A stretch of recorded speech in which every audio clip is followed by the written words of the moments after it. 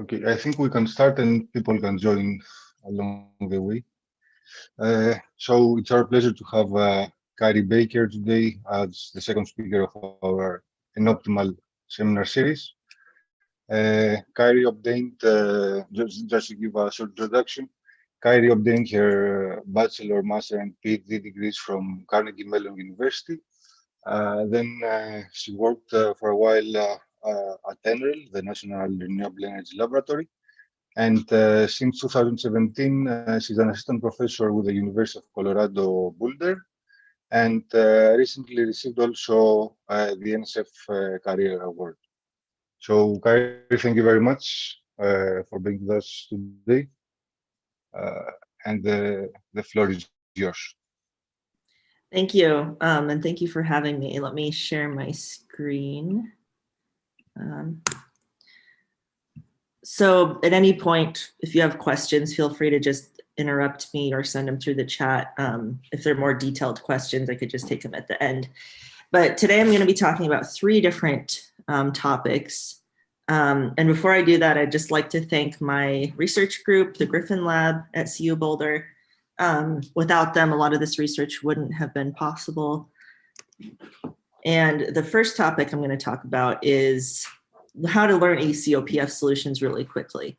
So this one is sort of in reference to the title of the talk, emulating these solvers. How can we bypass solving this non-convex problem in milliseconds?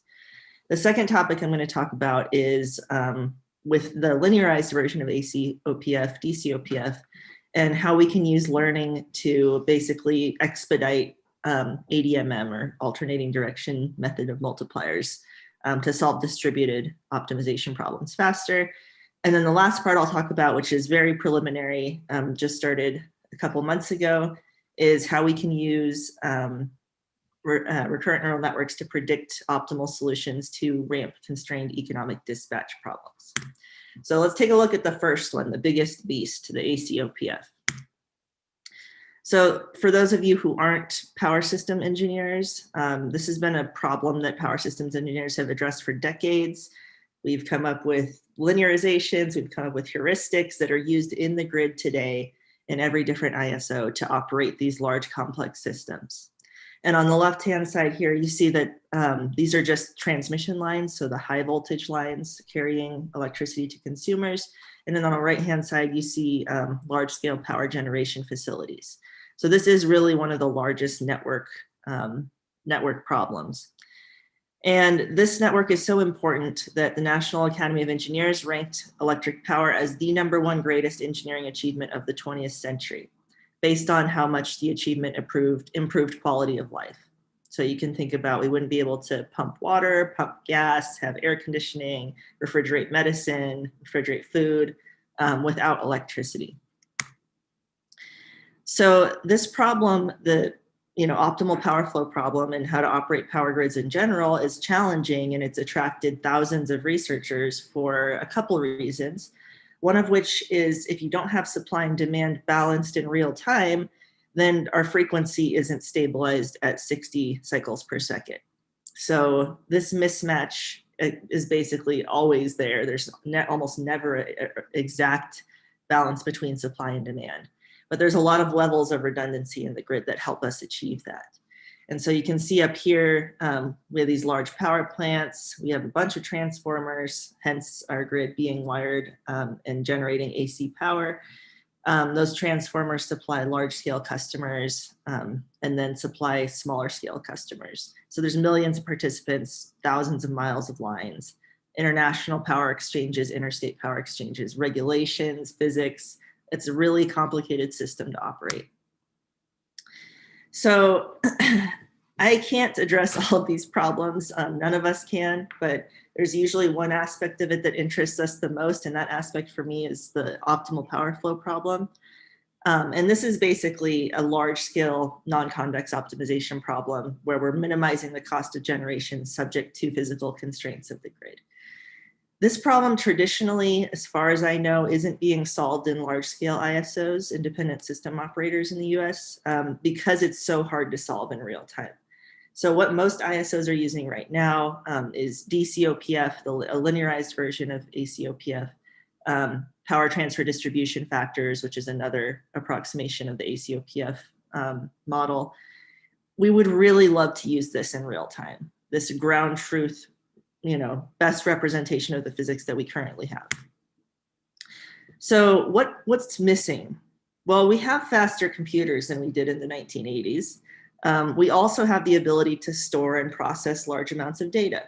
So why don't we capitalize on these two facts, use a lot of those measurements that have been collected, and train machine learning models to help us solve this problem faster. We're not solving completely different ACOPF problems every single day. It's not like consumers are consuming demand at crazy different levels every day. They do follow patterns. There are similar situations the grid goes through. So let's learn from those. Let's not just blindly use a black box solver.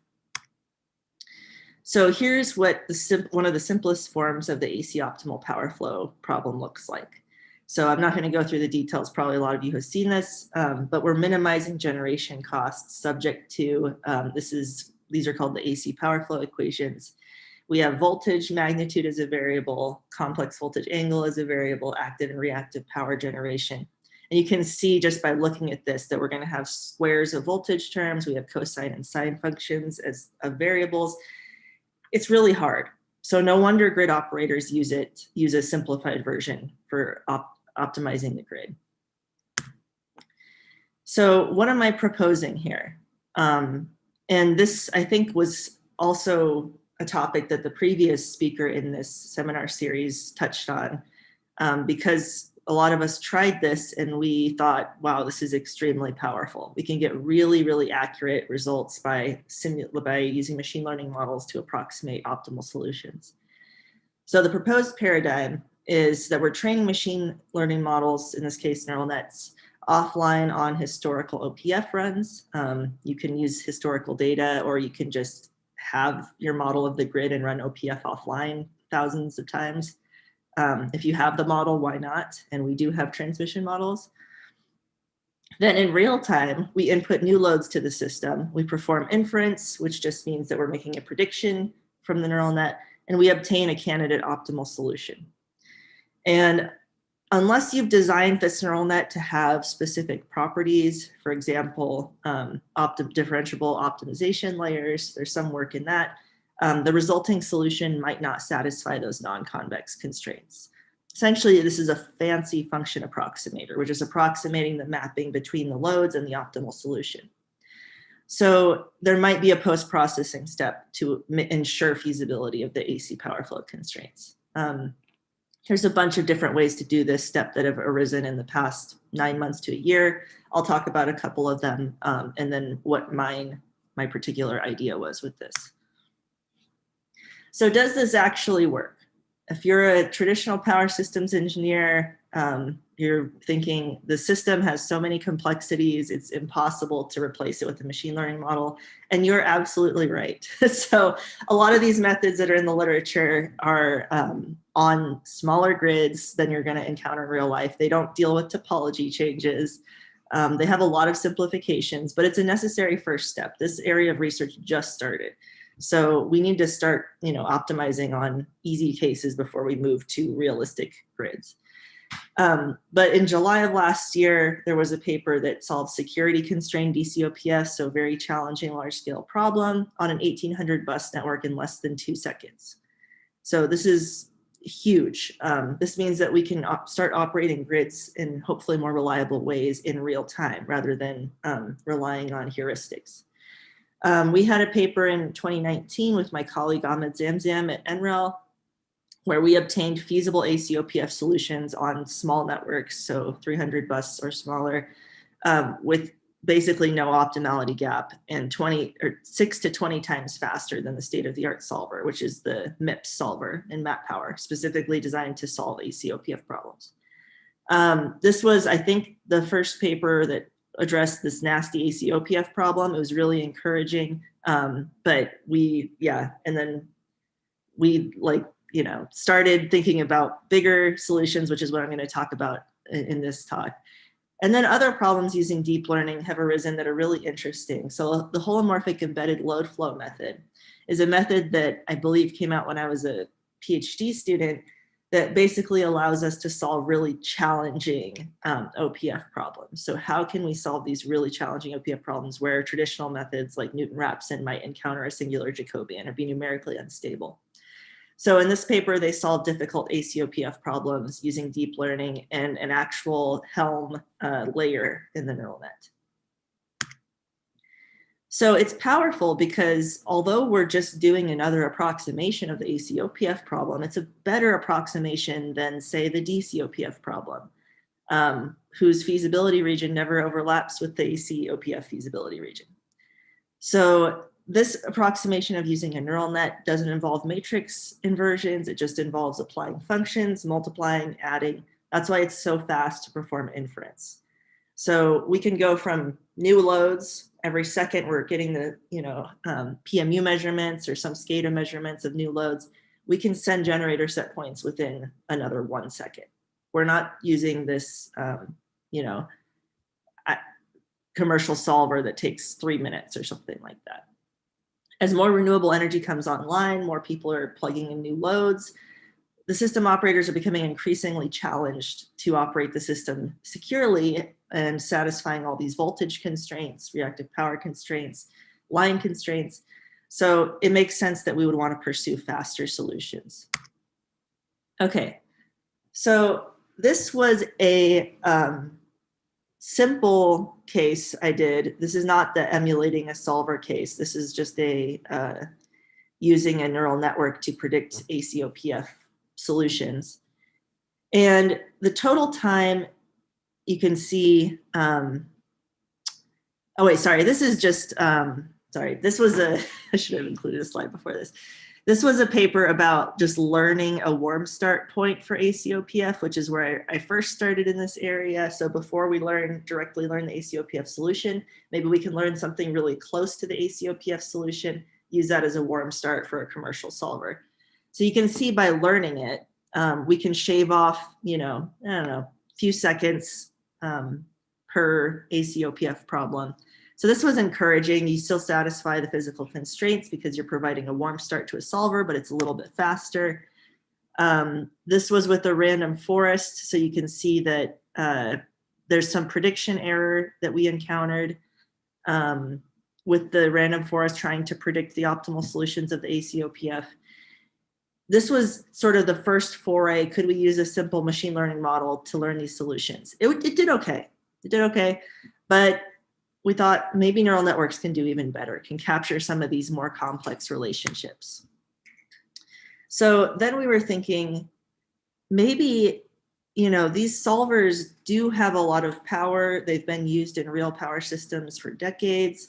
Maybe we should try to train a neural net that emulates the behavior of these ACOPF solvers. And the idea with emulating the behavior is that instead of going from, and this is a crude representation of the ACOPF problem, but instead of going from some initial guess directly to the optimal solution with the neural net, which is a very complex relationship to learn, maybe instead we can train the neural net simply on iterations. So like Newton-Raphson iterations in this particular example. So if we train it to learn iterations, then it's just learning this these little baby steps towards the optimal solution rather than jumping directly there. Maybe that's easier for it to learn. And so this is the title of my talk, Emulating the Solver Using a Neural Net. So we have the candidate optimal solution flowing into the network, which is our X of K. We also have the real and reactive loads into the network. The neural net solves for the next Newton step, for example, X of K plus 1. We check if convergence is reached. So is X of K and X of K plus 1 less than some epsilon?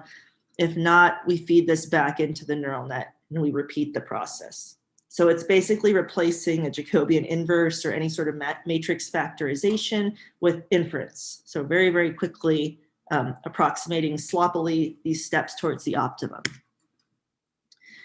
So both this neural net method and, let's say, again, Newton-Raphson or an iterative optimization method has this sort of form. a fixed point iteration form where our x of k plus 1 is some function of our current x of k. But the key point is that the learning assisted method has an easier to evaluate f. So this is significantly easier to evaluate. You don't have to, there's not as many numerical instability issues. Again, no matrix inverses with this, no matrix factorizations. There have been a ton of quasi-Newton methods that use approximate inverses, that use approximate directions towards the optimal. This is another way of assuming an approximate direction towards the optimal. So how well does this one do compared with the warm start solution that I showed you previously? So this was just the 30 bus system because it has a small number of generators, so I could actually show it on a plot. The predicted values are colors across 200 different loading scenarios, so randomly perturbed plus or minus 40% of the base load scenarios. And then the black dashed line are the actual AC optimal values. And so you can see that the neural net predicts, just visually predicts pretty close to the actual optimal solutions. If we take a look at the errors in the cost function, we can see that they're well within, something that, let's say, DC OPF, which currently operates most of our grids, would provide. So even for the 1300 bus system, we're getting a 1% error optimality gap in the cost function. The time to convergence is where this method really shines. If you're willing to sacrifice a little bit of optimality in favor of speed, let's take a look at the 1300 bus solving with the neural network. So the mean time to solve every sample in the test set, which is just, again, a bunch of loading scenarios, was 0.3 seconds. It's extremely fast. It's a 22 times mean speed up from using a solver. If we use the map power solver MIPS, it's about 7.6 seconds. It would be more thorough if we also compared it against, let's say, IPOpt and some Gurobi solvers, but this is just first pass here. The other benefit is that with these traditional methods, if you have a bad starting point, or if you have a situation where you're close to voltage collapse or close to those singular Jacobians, these methods can actually take a significant amount of time to converge. So the max point, which was the hardest to converge situation for MIPS, took almost 20 seconds, whereas the neural network has a very little small variance in time it takes to converge, just because those iterations are just so fast. So for smaller networks, doesn't really make sense to use a learning-based method. You can already solve these problems using free solvers off the shelf in real time. But for larger networks, this scales really well. Okay, what about feasibility? So I just showed you the optimality gap in the time, but let's talk about actually satisfying those physical ACOPF equations. So what we end up doing, and this is it worked really well in practice, so I just stuck with it, is after this converges, after x of k and x of k plus 1, the difference gets very small, I send a subset of those predicted variables to a nonlinear equation solver. So in this case, I send the voltages at generator buses, and I send the power generation at generator buses, except for the slack bus. So I send that subset to the power flow solver. The power flow solver solves for a feasible set of thetas and reactive power and power at the slack bus, and then it spits out a feasible solution. So this is obviously going to affect some of the optimality. We're fixing all the generators except the slack bus, so there's going to be a little bit of a nudge possibly to obtain feasibility away from optimality, but it's generally still very close to optimal. So how close? So let's take a look at the 1300 bus again, because that's the most realistically sized system that I tested. So compared with a ACOPF, which on average takes about 20 seconds to solve an ACOPF with a flat start, the neural network on average takes 1/4 of a second to solve. This is even faster than DCOPF, which is, again, a linear approximation of the ACOPF problem that's used in grids today. How well does it solve? So I generated a lot of crazy loading scenarios that some people might say, oh, that loading scenario will never happen. And then I'll show them a case where You know, it was a really hot day in California, it was a really cold day in Texas, and we actually did get a crazy loading scenario that's towards the edge of the feasible region. So you can see that traditional methods towards these numerically unstable regions tend to fail. And the neural network does a pretty good job because it doesn't have to invert any of these matrices. DCOPF, obviously, if it's a feasible load, it will find a solution. It's a convex problem. So this is at 100%. But again, at the sacrifice of optimality and speed, a little bit of speed. And then I show this as I'm leading into my next part of my talk about DCOPF, about how inaccurate DCOPF is. DCOPF is what determines these billion-dollar decisions. It's what a lot of markets use to clear markets, to get LMPs, to get clearing prices. Not all markets, but some have LMP-based markets. And if we take a look at, you know, how accurate the prices are under DCOPF, so these are the optimality gaps, or the, you know, gap between the cost function of this method and the true cost function of ACOPF, we're getting some pretty big 16% gaps. Now, the neural network gets lower gaps than DCOPF, and the motivation here is, although we're not achieving the AC optimal solution, we're pretty close and we're better than the current, what's currently used to calculate these market clearings. So the trade-offs, you can look at this weird looking radar plot. This axis is the solve time compared to ACOPF. So the neural network and DCOPF, the blue and the red, are very, very small. Solve time is very short. The number of failed solves is also very small with the neural network and with DCOPF.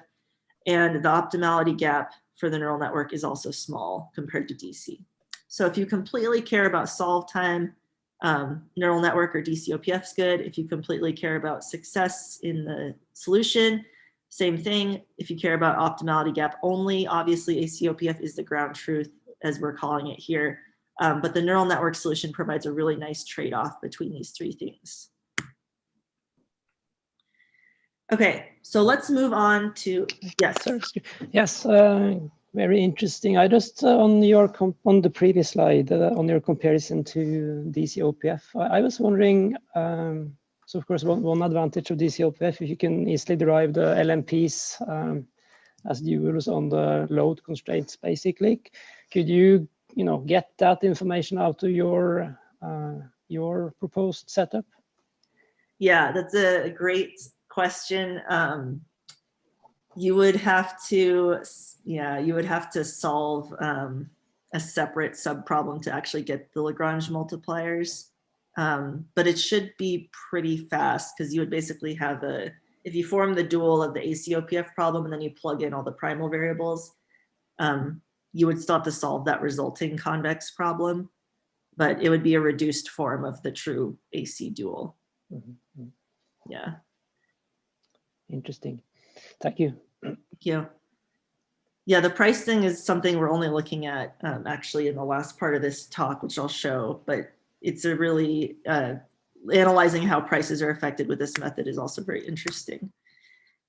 Okay, so this was work that was led by my colleagues at NREL, where I used to work. And it was basically about learning in I don't want to use the word physics enabled, but learning in a situation where it's basically just embedding the learning inside the distributed algorithm. So the question that we're trying to answer here is, how can we use ML to enable autonomy in energy systems? So we're getting more distributed systems, we're getting more people that want privacy over the measurements in their system. So could we use ML to help solve these distributed problems? Here's the DCOPF problem up here. As I said, it's a linear approximation of ACOPF. It is not a true linearization. It uses a bunch of engineering assumptions to reduce it to a linear system of equations.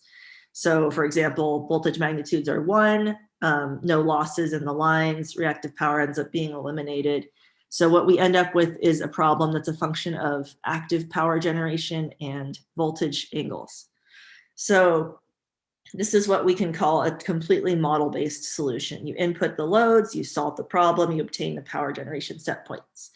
Model-free is kind of what I was talking about before if you take out the power flow step. So we'll have a neural network. completely trained on data. We input the new state of the system or the new loads, and it spits out the generation. So maybe we can come up with a hybrid approach that enforces some of the DCOPF constraints while using some of the speed ups from learning.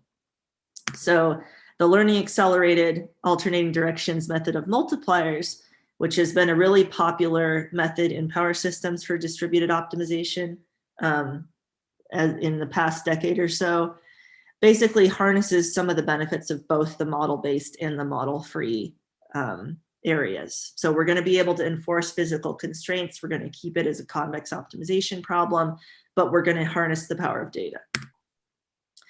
Okay, so again, not going to go too much through this, but we still have, you know, linear versions of the ACOPF constraints, power balance, generation limits, flow limits. This should be flow limits. And then we have something that separates balancing regions or different areas of the power grid into subproblems. So you can think about this in a real power grid as, you know, we have, again, a balancing authority that's responsible for balancing supply and demand in its region. It shares tie lines with an adjacent region, but they maybe are not necessarily willing to have some central coordinator control both of them. So this is where distributed optimization methods come into play. So the ADMM method only requires that we basically have visibility, or we share variables that are on connecting constraints, in this case, the power balance equations on tie lines. So if you take a look at how these duals are updated, it kind of looks like, you know, it's a dynamical system. We're getting these situations where the dual variable at the previous time step is a function of the dual variable at the current time step plus some step. So this leads us into thinking about, you know, could we model ADMM as a dynamical system? Could we take something like a recurrent neural network, which can learn, which learns well on trajectories, to predict and help it learn how to converge faster? So one issue with ADMM is that it has these tuning parameters. So if you take a look at the previous slide, we have these parameters rho that are included that are basically designed by the optimizer. Tuning parameters, you know, you can read these papers where it's like, wow, ADMM can converge so fast. And it's like, yeah, because they spent so long picking the exact right rho. But in real life, it's really hard to pick that exact right rho for every single different loading scenario. So how can we get past some of these slow convergence properties? And how we're going to get past that is we're going to use machine learning to basically inject a prediction of these dual variables at some point near the beginning of the ADMM procedure to help nudge it in the right direction towards optimality. So we train this model on historical ADMM runs, similar to the previous portion of the talk. We basically generated a bunch of distributed DCOPF solutions. We learned a relationship between loading and optimal dual variables, and we use this to train a recurrent neural network.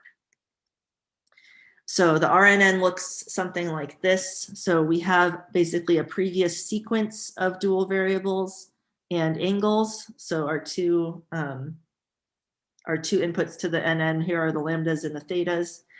Inputting this sequence, again, modeling ADMM as a dynamical system, inputting this sequence into the RNN allows us to predict, you know, based on past trajectories, predict what the optimal settling value for the thetas and the lambdas will be. So we want to still harness physics. We want to still make sure it achieves a DCOPF feasible solution. So we're just going to inject this prediction once into the iterative procedure. We're going to make the prediction once. So does this do well? So in this case, we injected those predictions into the ADMM algorithm in the 4th iteration. So you can see right here, let's just take a look at the 14 bus for illustrative purposes. So normal ADMM, you can see the green line. It takes, you know, not too long to converge, like 100 iterations or so, or longer, but these iterations are relatively fast. When we inject these predicted values, we're getting much closer to the optimal value. So you can see that it gets the residual shrinks significantly faster with the learning-based method after the dual variables are injected. And this is essentially, again, because it's looking at the previous trajectory and it's saying, I know where this is going to end up. I've been trained on this. The best lambda is here, bam. And it's going to be slightly off, which is why we put it back into the ADMM algorithm. Okay, so let me check my time. Okay, it should be good. Trying to leave enough room for questions. Okay, so the last part of the talk is we've been talking about, in the first part of the talk, snapshot ACOPF solutions. And this is what generally the papers have looked at, is sort of this isolated bubble where for some reason we're solving instantaneous ACOPF solutions. But grid operators will tell me that, there's ramp limits, there's limits on state of charge of batteries, there's thermal limits on lines that rely on what was the loading at the previous time step. There's a lot of constraints that link time steps, and these OPF problems aren't just snapshots. They're actually having constraints that link time steps. So could we use a method like this for rapid forecasting? So let's start with a very simple method. Let's just start with the economic dispatch problem. So economic dispatch has no network flow constraints, has the same cost function as both AC and DC OPF. But what we're going to add in this case, and there should also be upper and lower limits on generators here. Sorry about that. What we're going to add in this case are ramp limits. So if you take a look at how fast a coal plant can ramp up or down, they physically have to get another train car of coal into the system. It needs to have time to ramp up. So there's fundamental limits on how fast these generators can change their output levels. So the difference here is now we have a time variable, and now we have a constraint that couples time. This might make you think of the RNN we saw in the previous project. So could we use this to couple, to naturally capture some of those intertemporal and dynamical relationships between variables to learn the optimal solution? So these constraints are naturally linked. This is the KISO demand from a couple days ago that I got from their website. It's not like every snapshot ACOPF is going to be unrelated to the previous ACOPF. It has a heavy dependence on what happened in the previous time step. So why don't we actually use this data? So why don't we use, let's say we've observed this for one day, we input it to the RNN, we can use it to get better predictions than KISO, based on their current hour ahead forecast and day ahead forecast. Let's actually capitalize on this data. So if you're thinking about this, like, economic dispatch is so easy, I could solve it, even for a 20,000 bus system in a minute. Why do I need a learning-based solution? And so one reason is that after talking with some people who work at grids, I realized that they do come up with these forecasting models. They do have stochastic models of, resource availability and demand, but pretty much all the time they're just going to use the expected value of those forecasting models. So that hour ahead forecast you saw in the previous slide and the day ahead forecast, it would be really, really nice if we had basically a spread of possible demands that we could look at. And so here's a quote I got from the Energy Systems Integration Group.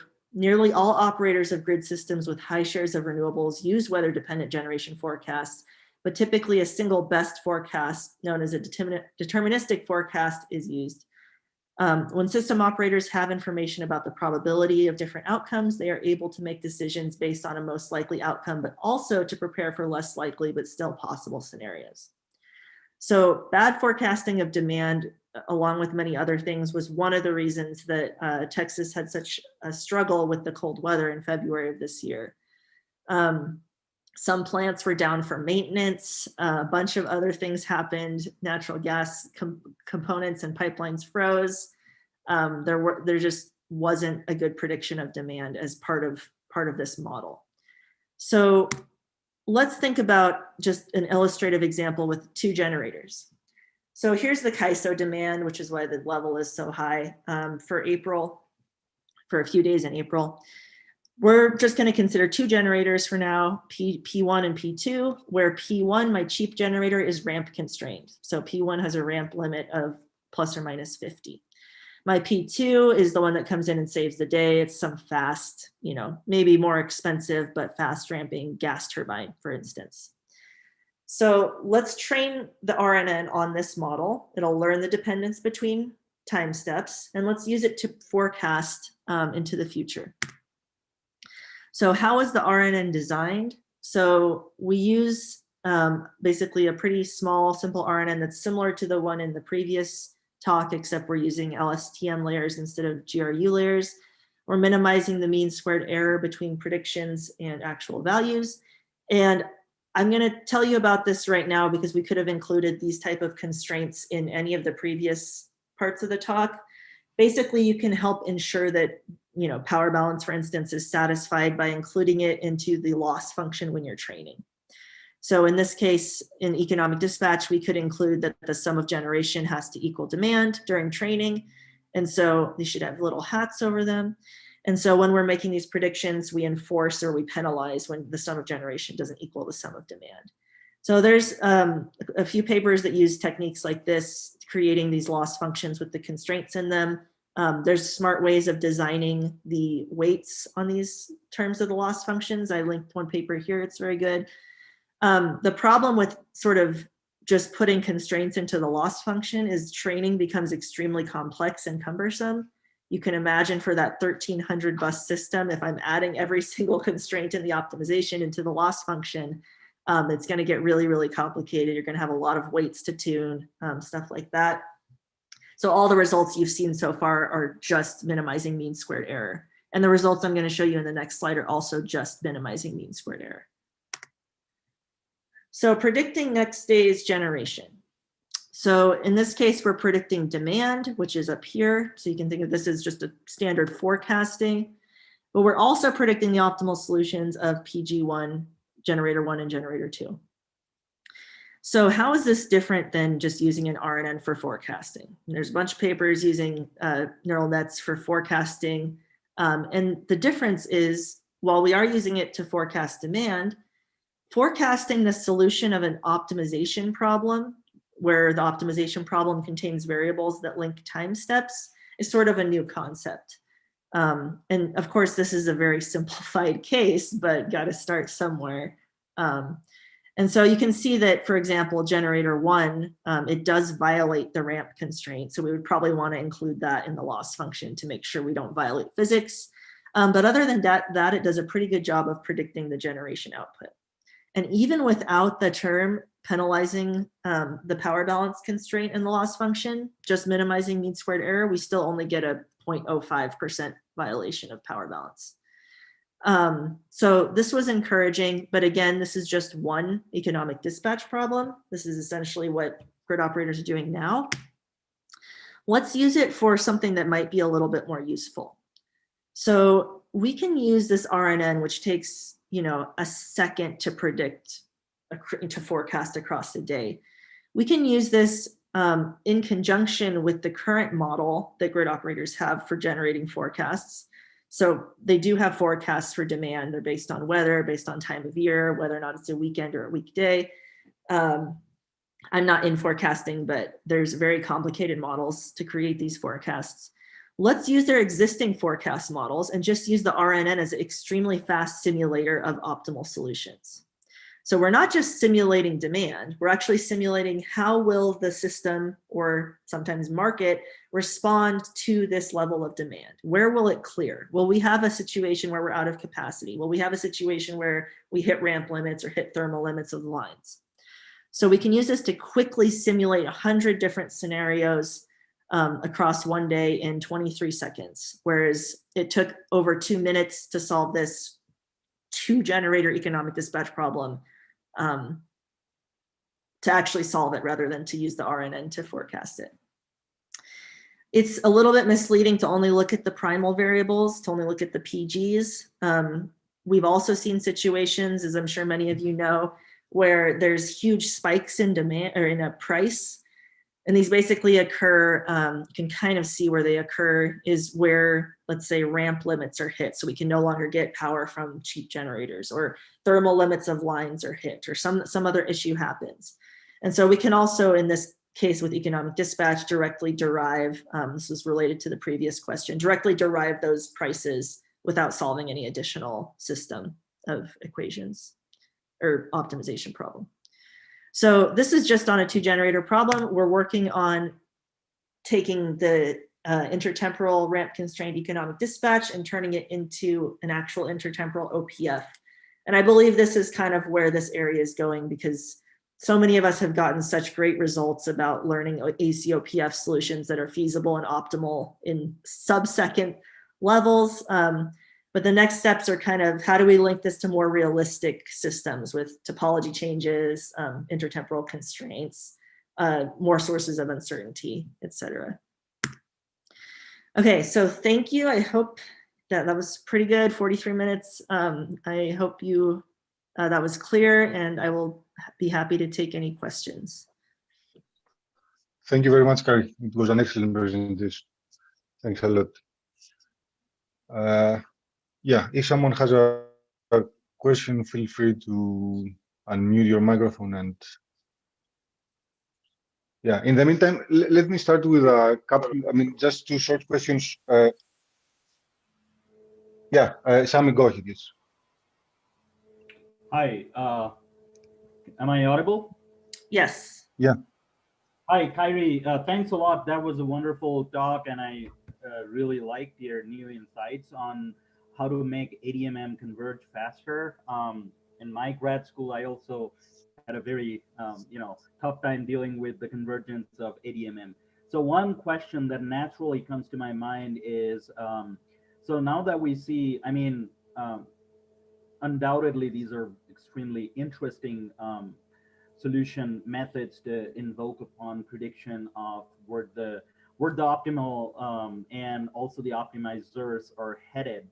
But like, my question is very basic. So is how much value there is to use an algorithm like ADMM, which requires you to do all these fancy stuff, rather than use some other distributed algorithm, for instance, auxiliary problem principle, which is sort of similar to ADMM, but then there are others, there are tons of other distributed algorithms that can be used where probably you won't have to resort to, these sort of like fancy predictions, stuff like that. So is there any like comparison of like, yes, ADMM does offer me a ton of advantage. So even though we have to do a bunch of prediction and all, I would still go to ADMM. Is there like any compelling reason for doing that?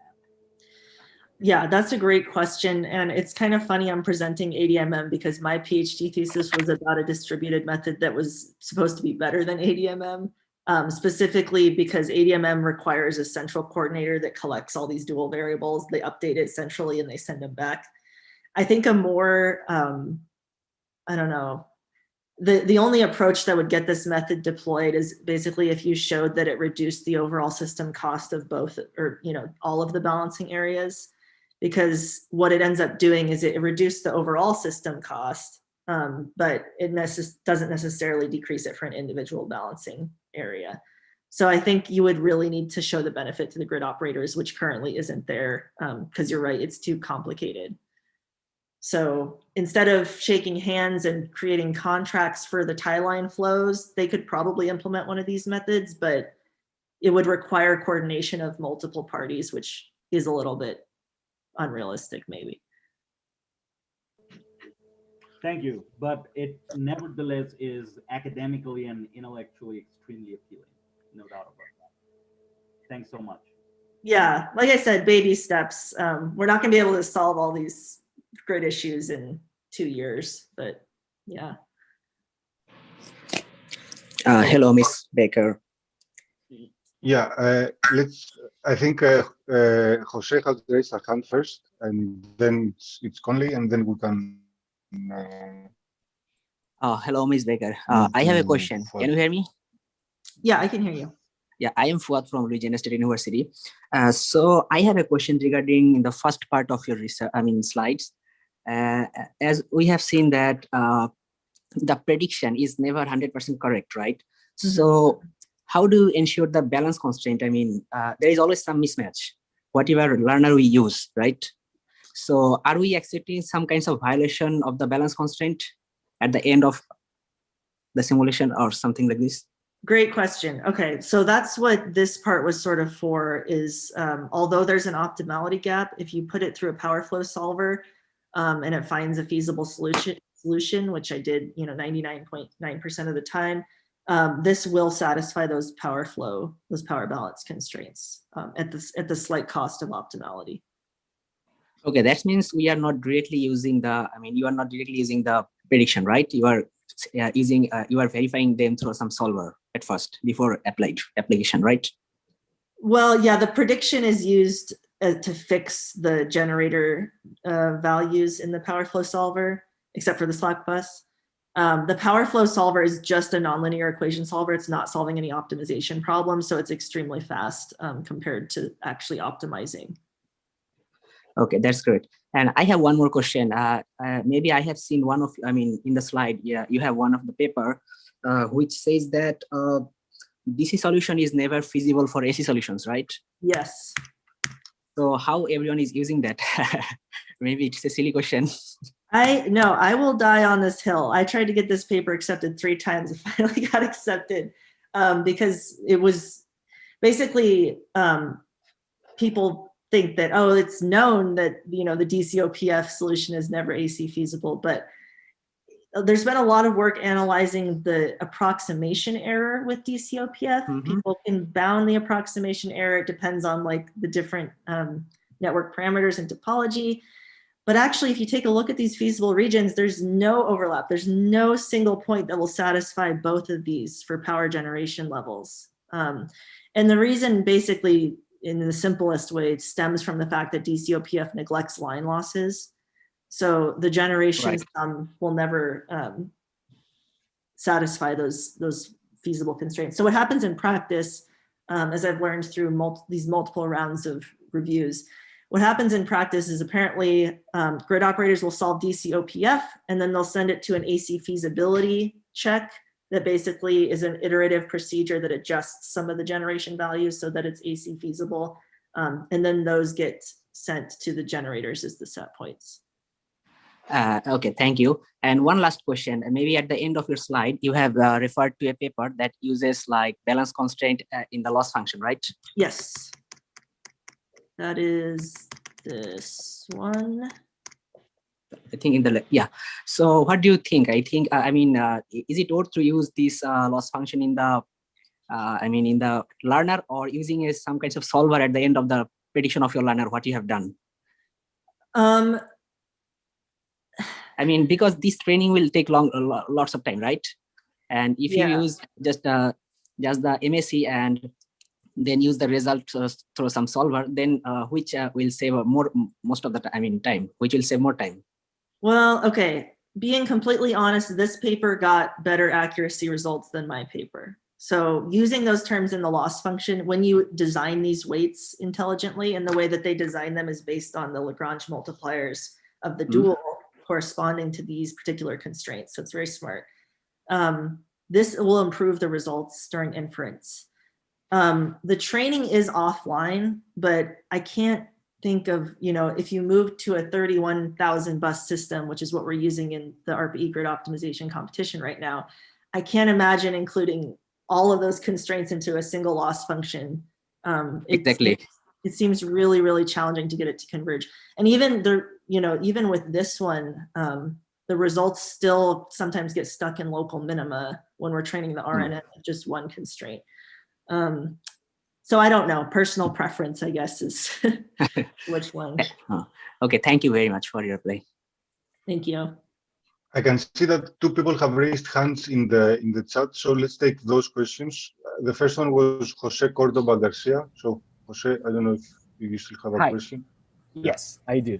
Well, thank you very much for the super interesting talk. I wonder if you can comment a little bit about the data, like things like how much data we need, what's the granularity of the variation of the loading that we need for training, or even like you mentioned these extreme loading scenarios. Do we need them in the training set? Can you comment a little bit about those?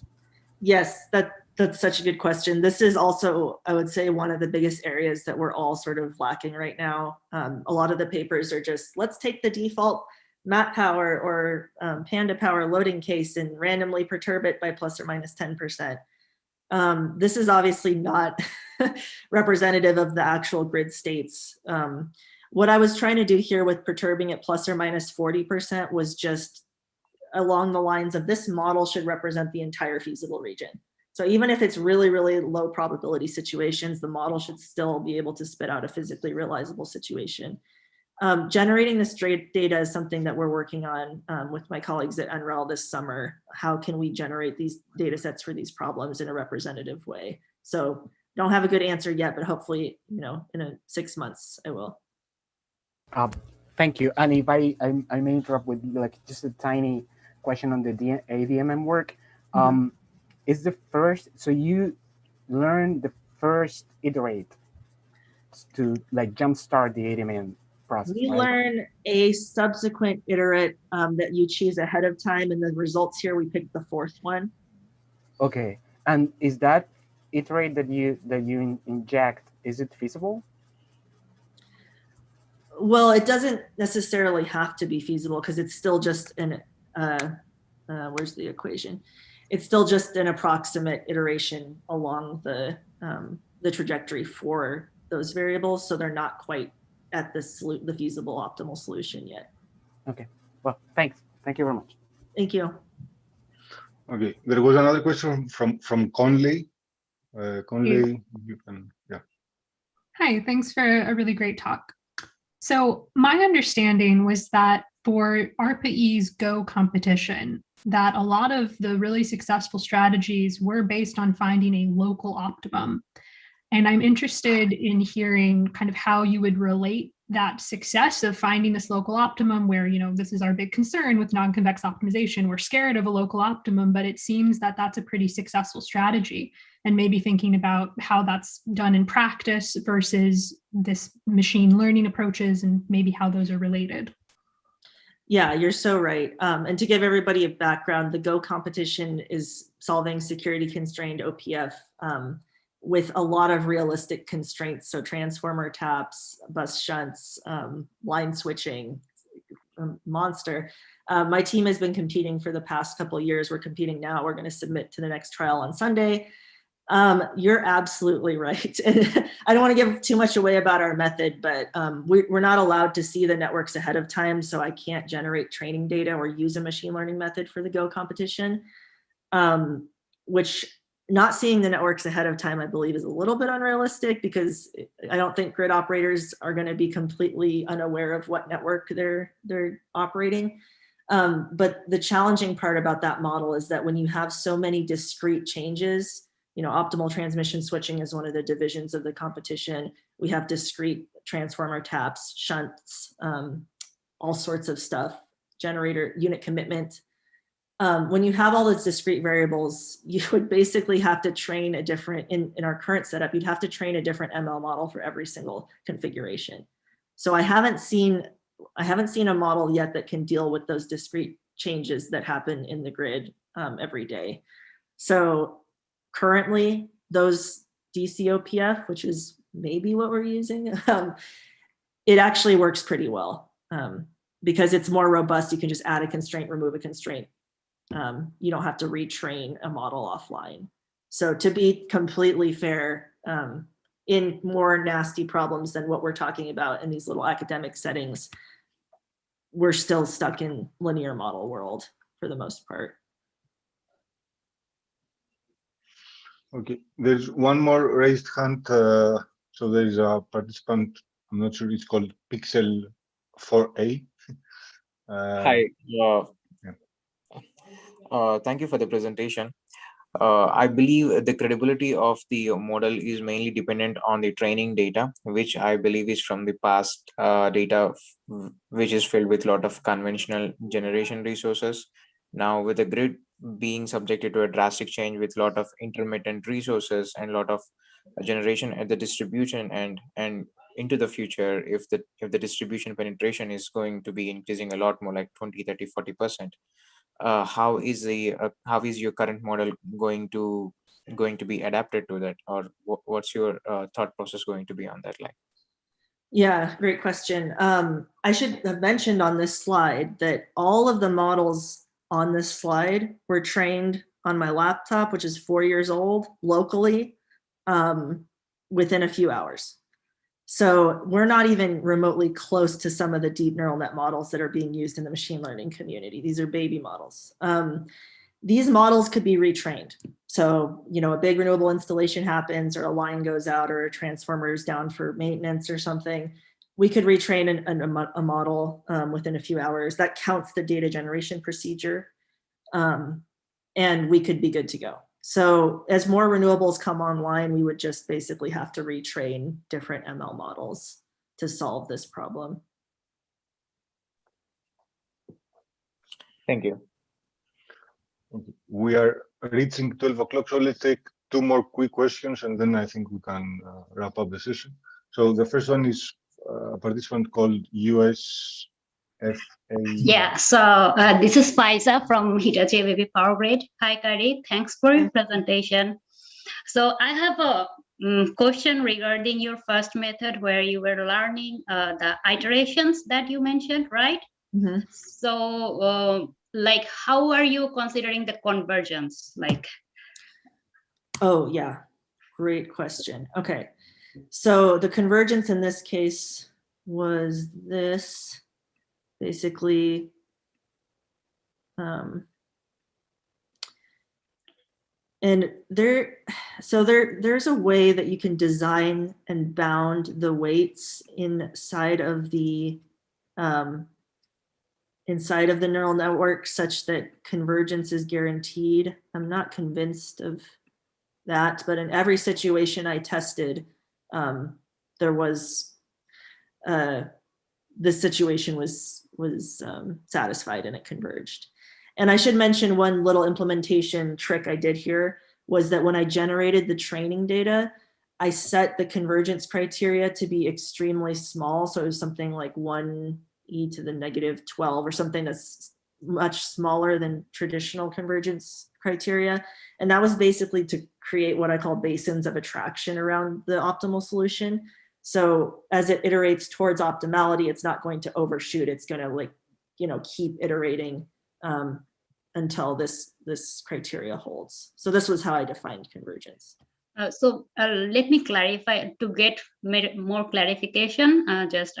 So suppose you are giving your loads, and for corresponding values, you are getting some PGs, like what is your active power and reactive power from your generators should be. Then what will be the next steps? Like you will go to the power solver to check that whether it is feasible. Then you will go back to the system to check with the neural network that can we get more optimal solution. Like I'm trying to get the idea, like the flow of this model. Okay. No, after this point, these are sent to the actual generators as the set points. Okay.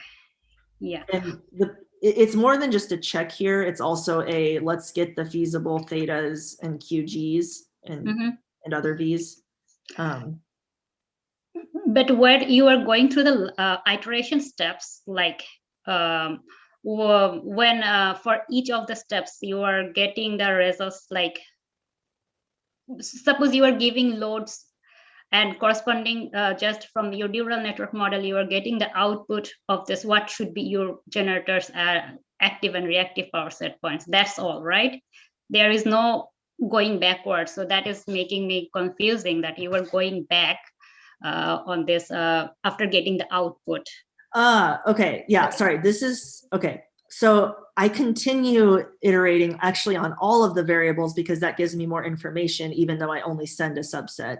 I keep iterating until convergence. After I converge, then I send it once to the power flow solver. Then I obtain the PGs.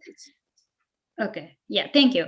And for the ADMM method, so like when we are going to the distributed system, what's your input to the neural network? So load values. Okay, so in the ADMM case, yeah, we basically just look at the past sequence. So RNNs, RNNs are typically used for like predicting, like what's it called? Like text prediction or predicting like the next element in sequences. So in this case, we just give it the previous sequence of the lambdas and the thetas. So in this case, since we're predicting the values after the fourth step, k equals 4, we're inputting the previous 3. Okay, so yeah, you are not considering this, like if your load values are changing, so those things you are not considering here. No, this is again a snapshot. Yeah, that's good to know. Thank you. Thanks for your answer. Okay, and let's take a very quick question, and this would be the last one from Heng Wang. Heng, please try to keep it short so we can wrap up after that. Yeah, so I'm just going to ask a quick question. So when you train the model for AC OPF, like for different buses, do you have to train different models? So I was just wondering, your model takes in X and outputs X, XK plus 1. So what if the dimension of X changes? Do you have to train, different sizes of the neural network for different dimension of X? Yes. So that's one downside that I was talking about earlier with the topology changes. This is the X here is across all buses. So if there's a line that's removed or if there's a generator that goes out, can't use this model. Okay, so from an optimization point of view, this can only solve like optimization with fixed dimension, like X has to be, dimension 1000. Okay. So yeah. the other, question is, you kind of alluded that, this from XK to XK plus 1 is kind of approximating Newton's step, right? So solving, basically probably solving a linear system. So does this generalize, for example, if you train this one on, some OPF problem, and then you randomly generate AX equal to B, does this kind of generalize to solving general linear systems? Probably not, right? Yeah, that's a great question. I've been so stuck in power system world that I haven't tried any other optimization problems. I would assume it does, because basically the training data is just X of K plus 1. That's one sample. Okay. So I assume you could use it to solve any continuous problem. That would be fascinating, because now, you can solve any linear systems by using a neural network. Okay, good to know. Right, and the last thing I'll mention is that there's a lot of work in this area for like solving PDEs and other sort of differential equations by using neural nets. But if you have an application that's outside of power systems, I'd be interested to hear it. Yeah, I mean, for any convex problems, right? Like if you want to solve STPs, semi-definite programs, the entire kind of computation of interior point method is solving a linear system AX equal to B. But the problem of solving that is, when A is dense and large, current solvers cannot solve it. So that's why I was wondering if your neural network can adapt to the size of the problem. So if you can train your neural network on small problems, but then the network can, adapt to very large problems, then that will be, kind of the game changer, because currently for large scale problems, AX equal to B just cannot be solved. But since your model cannot, can only solve problems with fixed dimension, so I think maybe making the neural network adapt to different dimensions will kind of be a very interesting future work to look at. Yeah, that sounds really interesting and extremely hard, but yeah, I think it would change. Very difficult. Yeah, but very interesting. If it's a convex problem, you can actually include these convex optimization layers that were developed by researchers at Carnegie Mellon. Yeah. Yeah. But again, if the problem becomes too large to be solved, I mean, those CVX pi requires a solver to solve the problems to get the derivatives, right? So I think if there's no existing solver can solve it, then basically you cannot get training data. That's a problem. Yeah, that's a good point. That's a really good point. Okay, thanks for the exciting talk. Thank you. Okay, thank you very much all for your participation. We are a bit over time here, so let's close this session here for today. And thank you again, Kyri, very much for your very interesting presentation and for the very nice discussion. And thank you all for participating. See you in a couple of weeks with our next talk. Yeah, have a nice weekend, everyone. Thanks, everybody.